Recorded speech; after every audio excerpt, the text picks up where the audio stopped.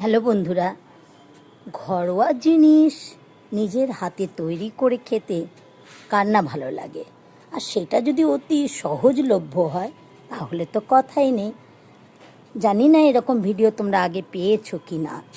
দেখো, এই যে পেঁয়াজ, আমি কি করি, অনেক সময় দেখবি পেঁয়াজটা হয়তো একটু নষ্ট দিয়ে হয়ে যাচ্ছে বা ফোড় বেরিয়ে যায়, সেক্ষেত্রে আমি কি করি, এই মিষ্টির এরকম কন্টেনার বা খাবার তো আসেই, এবার এর মধ্যে মাটি ভরে দিয়ে আমি পেঁয়াজটাকে দেখো এইভাবে বসিয়ে দিয়েছি।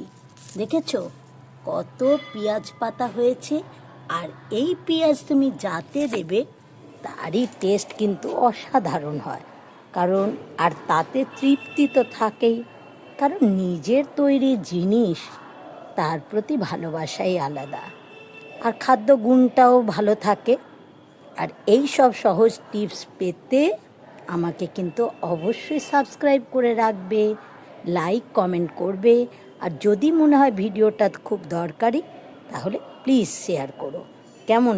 পেঁয়াজ কিন্তু ফেলে দেবে না, ঠিক আছে?